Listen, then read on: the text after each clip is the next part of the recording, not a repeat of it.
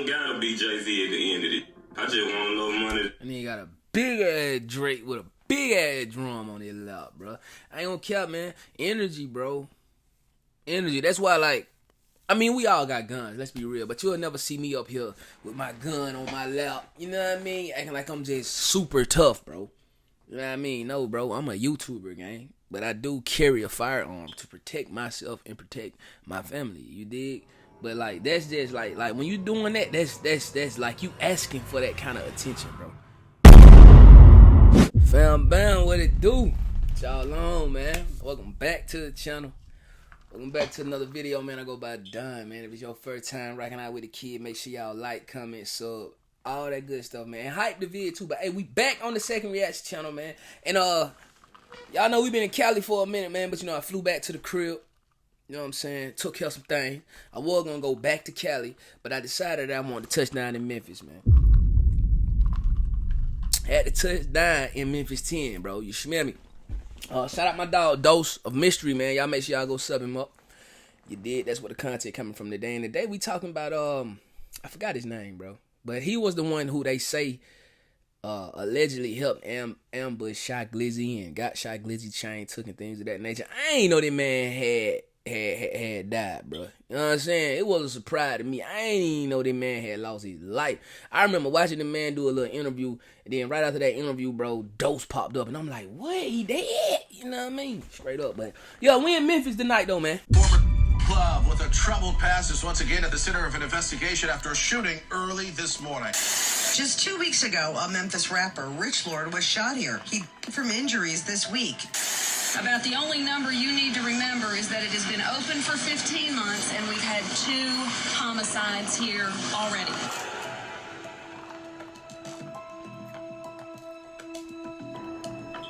Derek Rich Lord.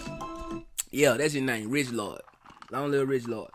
On the night of June 10th, 2018, Derek Rich Lord Harris stepped into V-Live, a gentleman's club tucked into the busy Hickory Hill area of southeast Memphis. By this point in his life, Rich Lord was a well-known figure in the city's streets hierarchy, a man whose name carried both respect and danger. Inside the club, the air was thick with smoke, music, and tension, the kind that always sits just beneath the surface in places where rivals, egos, and reputations collide. Witnesses say the atmosphere changed shortly after Rich Lord arrived. An argument broke out inside the club, sharp enough to turn heads and pull security towards the commotion. No one agrees on exactly what sparked it. Some people claim it started with a personal dispute. Others said it felt like something bigger, something premeditated. And in the hours after the shooting, that uncertainty would fuel endless speculation. What is confirmed is this: the argument moved outside, and within seconds, everything erupted. Gunfire broke the night open in the parking lot of V-Live. Multiple shots were fired. When the smoke cleared, 32-year-old Rich Lord was lying on the ground, critically injured, fighting to stay conscious. Another man, later identified as Marquise Hyman, was also shot, but managed to survive. Patrons scrambled for cover. Cars sped off in every direction, and the club that had been loud... Hey, check this right. And this is what I want to know, because I'm reflecting on, like, they say this man was 32. Like, how old is too old to, like, be involved in street activity? I mean, because I think I Googled this one time. I don't know where I got it from. But I heard that, like, as men, we really don't mature until, like, maybe 30. Like, that's crazy as hell. Like, until we get 30, we think like a kid. But yeah, like, how old is too old to be going to the club, walking out the club, getting your ass nailed? I'm asking street guys now, not like guys like me who, you know, try to do the right thing. Like, how old is too old? You know, I know Get Back ain't got no time limit, so I dig that. You feel me? But how old is too old to be, like, some shit like that?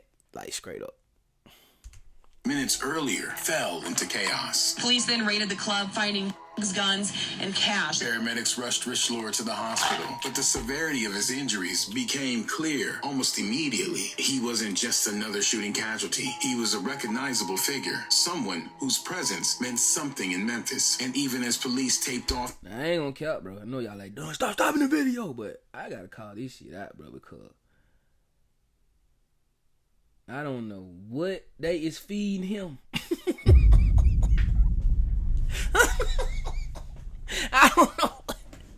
I don't know what they is feeding him, but he is too damn big, bro. Man, come on, man. That's a big boy.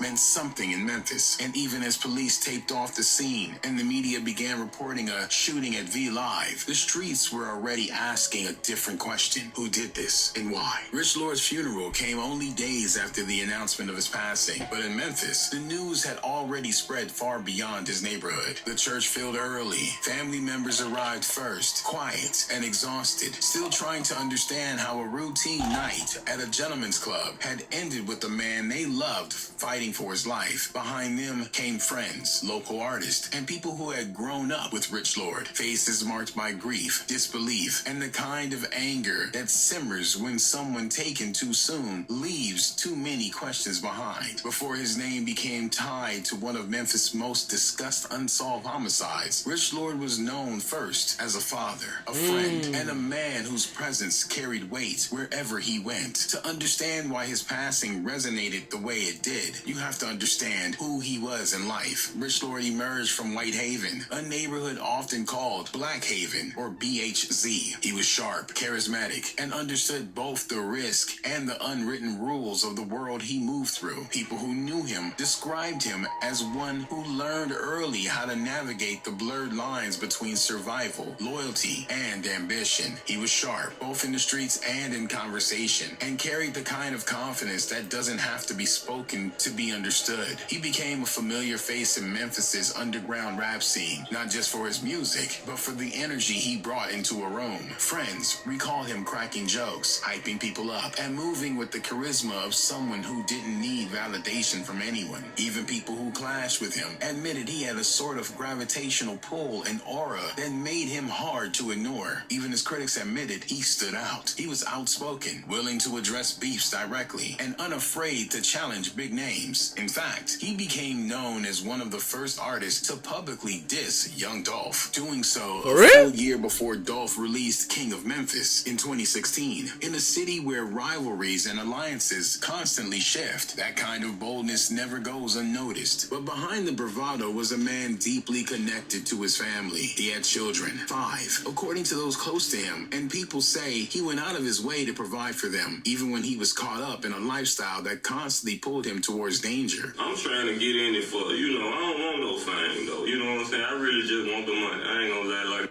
talking about they chasing the dream and all this. I don't gotta be Jay-Z at the end of it.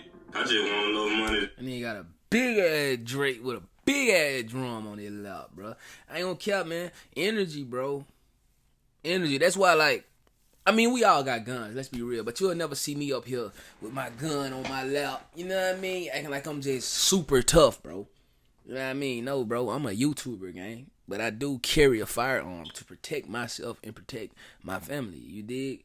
But, like, that's just, like when you doing that, that's like you asking for that kind of attention, bro. You know what I mean? Like, and then homie beside him got a big-ass gun. Like, dog, I wouldn't be showing my guns anyway. Because you don't want the ops to know what you got, gang. Like, straight up, I never understood that. But I guess it's just discreet guy mentality, though.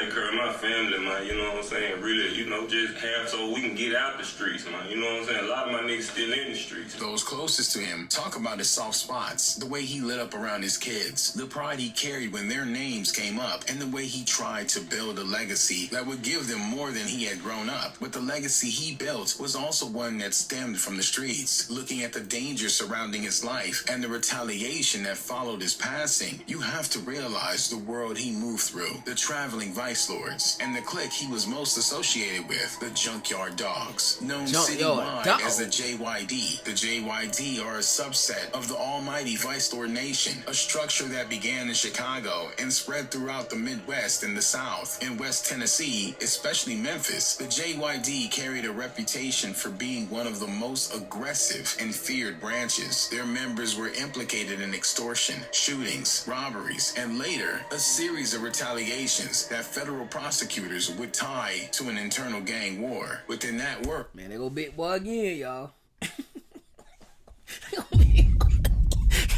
Big boy.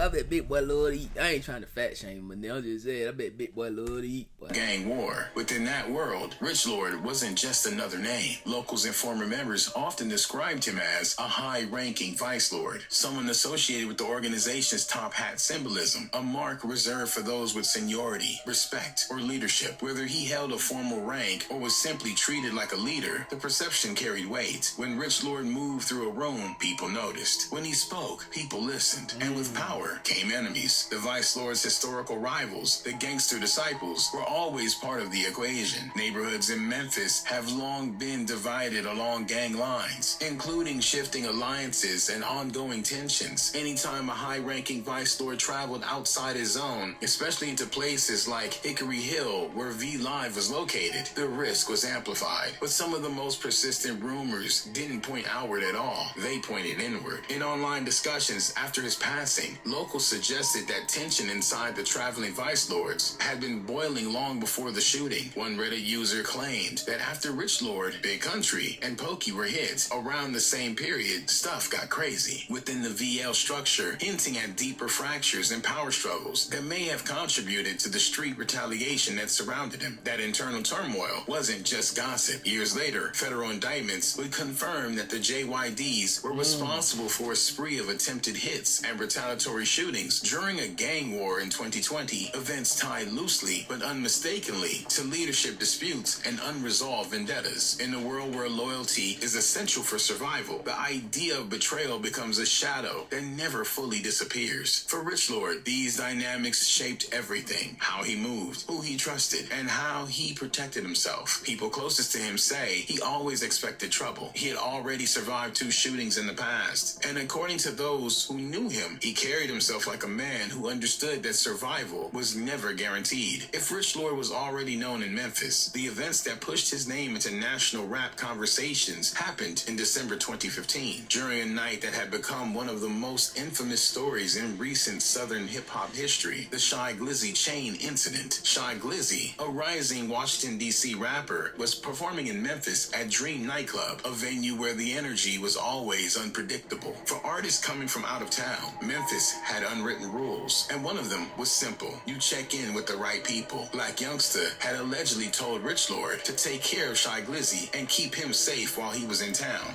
He like his homeboy, you know what I'm saying? Finna come to town, do a show. You dig what I'm saying? He like it finna come down, do a show. Like, he really vouching for this. Like, my I'm like, who? He like, man, Shy Glizzy finna come to town, do a show, bro. I ain't in town, bro. I'ma tell him to get with y'all, go to the club with y'all, bro. Make sure he's straight, man. Make sure with him, you know what I'm saying? So, according to widespread street lore, Glizzy didn't check in or even seem to want to acknowledge Rich Lord or his people, so he kept his distance. Most of them come straight in with. He run up to him, say whatever he said to him. I couldn't, we were kind of far back, so I ain't heard the dialogue. You understand me? What they were saying, I see him getting in. So basically, because Shy didn't check in or Shy didn't, you know what I'm saying? Shy didn't come politic. He allowed Big Motor to not hell out Shy and get his J. But I swear, bro, this street shit is ridiculous. Every day I thank God that I sit behind this camera and talk to y'all about them. You feel me? Because being a street guy ain't fair to nobody, bro. But I think it's one of the most overpopulated places in the community. The streets. I'm not gonna cap. When the show ended, a scuffle broke out. The 2 that was with Glizzy, they standing there looking what going on. He had 2 with him, you feel me? They standing there looking what going on. Now, to correct my dog, long live my dog, Glizzy really only had one. One of the guys was Yo Gotti's booking manager. I don't think Yo Gotti's booking manager is even a street guy. And the other guy Glizzy had with him was his homie. I guess he figured it don't make no sense both of to get our ass whooped. You know what I'm saying? See. Everything's better when it's free, including... Gold chain was snatched, and within hours, Memphis' social media page lit up with photos, videos, and taunts. So Motor called me like, what, let me take a picture with it, bro. So, you know, I'm already knowing my full clip ain't got that Smut ain't got that Euro ain't got that Tall T. My nigga them who in the club with me, my nigga them ain't had, you know, I call Lil Creek, you know, I call Casino.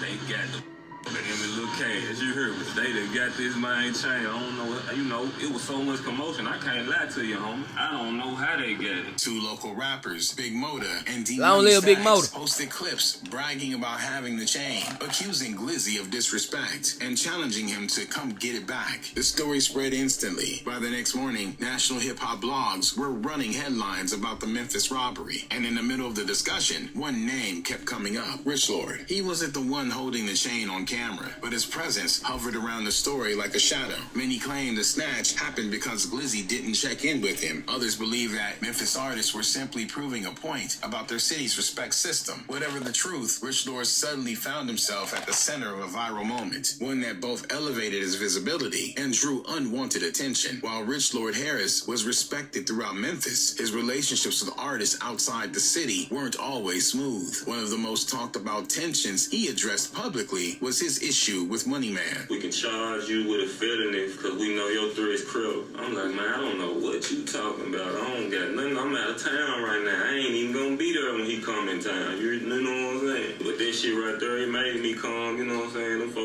folk told me if I don't put a statement on Facebook saying ain't nothing gonna happen to him, they gonna charge me with a felony. Leave it up for 24 hours. In interviews, Rich Lord spoke openly about the friction. According to Rich Lord, the trouble didn't start with the usual rap industry friction. It started with something far more serious. He claimed that after a disagreement between them, Money Man called the police on him, and not just anywhere. He allegedly had officers sent to Rich Lord's mother's home. To Rich Lord, who lived by a strict street code, that crossed the line no artist or man should ever cross. Man, straight. He lucky. If I ain't love little cuz them like I love them, we would have did them at the pier. Them folk, I guess his ass and Tutu, his manager Tutu, and the club owners at Pier Page. I thought Money Man was from Atlanta though. Maybe I need to do my homework.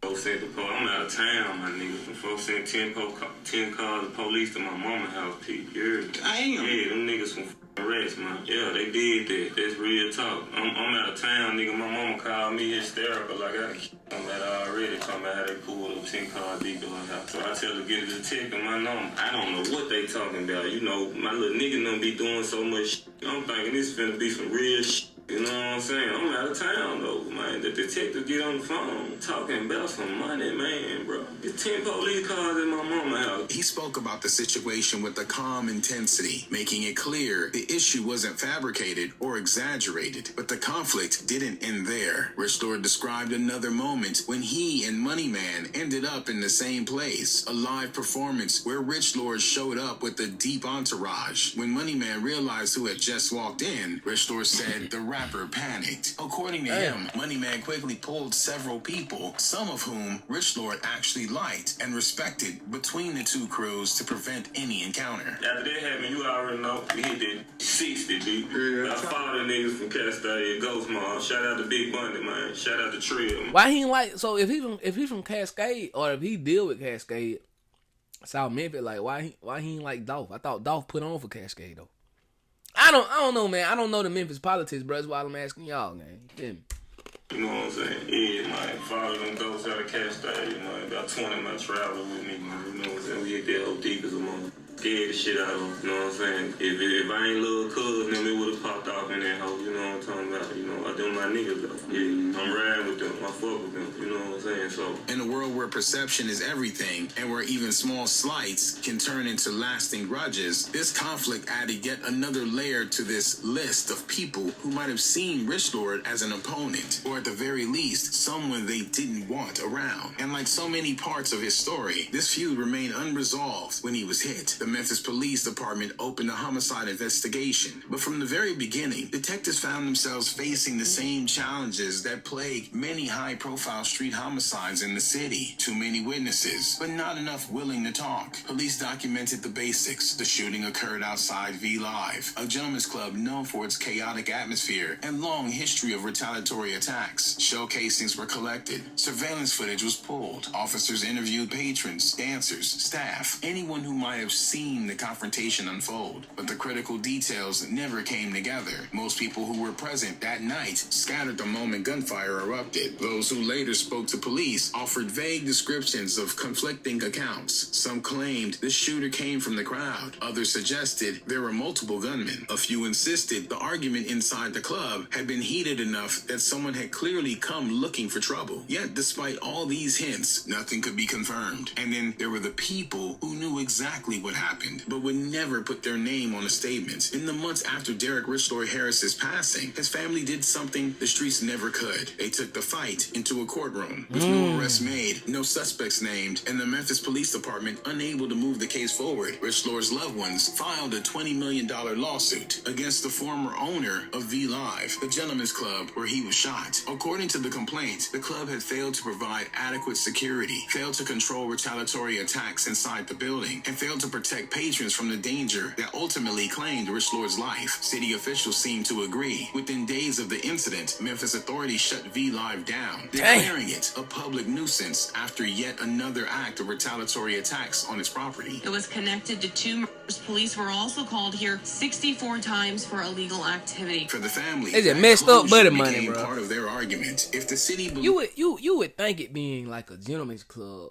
not that much killing would go on there, but we talking about Memphis, Tennessee, right? And if you into it with somebody, you probably gonna catch them where the women at. That's just a fact, though. Especially if they ain't moving militant, like if they ain't moving like Chicago guys moving. Even some of them done got set up by females and backdoored and nailed. You did. Or if they ain't moving like, you know what I'm saying, how LA guys move. Like you gotta move strategic, but you know what I'm saying? Like I think Memphis guys, they got too much pride to move like strategic. Like they built different in Memphis, bro. I'm not gonna count bitch you gang. If the club was too dangerous to stay open, then someone should have been held accountable for allowing it to reach that point. To this day, no one has ever been arrested or charged for the homicide of Derek Rich Lord Harris. Rest in peace, Derek Rich Lord Harris. Bro, that crazy, bro. Shout out Rich Lord, though. Like I said, man, I was watching him do the interview in the little gray joint. That thing, nothing, that interview, those joint popped up, and I'm like, whoa, I guess we gotta shoot the Memphis then. Yeah, long live Rich Lord, but it never fails, man. That's what that street life gets you, man. Every single time, man, it's gonna get you either jail or death, or maybe both. Like, can you imagine being in the street? You spend half of your life in jail, then get out of jail and get killed. Well, being in the streets, that'll get you that, bro. You smell me? And yeah, man, that was a crazy one. But I wonder why he never blew up. I wonder why like Black Youngster never did a record with him, because I heard him and Black Youngster was dumb close, bro. And another thing, this is what I was thinking about while that video was playing. Like, why do y'all feel like rappers have to check in, bro? Like, what if the rapper ain't even trying to like tour the city? What if he don't want to touch the hood? What if he just trying to get his bag and get up out of there? Like, what's wrong with that? Like, the whole checking in process kind of comes off as like a little haterish, bro. You feel me? Like it's almost like you got money, bro. You rap gangster, so you gon' check in, or we gon' extort your ass. Or even if you do check in, I know Big U was still Big U made you check in to extort your ass. You feel what I'm saying? So I don't know, man. That's crazy as hell, man. You feel me? But I honestly don't feel like Shy Glizzy had anything to do with the murder of Rich Lord. I don't even think Shy Glizzy can politic in Memphis enough to even kill somebody. I know what he said, talking about how they rolled through Memphis. Nah, man. Memphis built different, bro. Memphis built way different. Like, the gangsters in Memphis got way too much pride to even allow somebody from Washington, D.C. to even ride down through Memphis and just kill somebody with the stature that Rich Lord Rich Lord had. You know what I'm saying? That's how I feel. Y'all can let me know in the comment section down below. Even though I might put Shy Glizzy in the title, man. You know what I'm saying? I gotta clickbait you and get you over here a little bit. But once again, man, rest in peace, Rich Lord, man. Yeah, another one gone too soon, man. You know what I'm saying?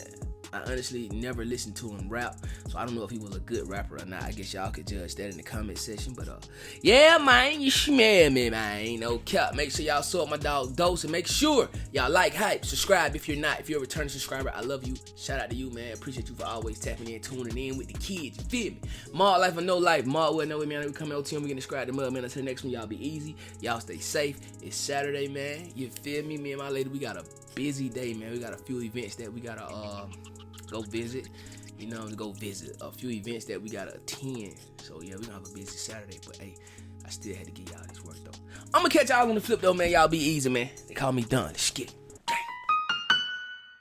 You know we got the streets, nigga. We got the trap too. I say my trap doing numbers. I just bust another jewel. Got a player around the corner. Hey. I say my trap doing numbers like that 05 summer. Got a quarter pound on me, hey. The trap doing numbers.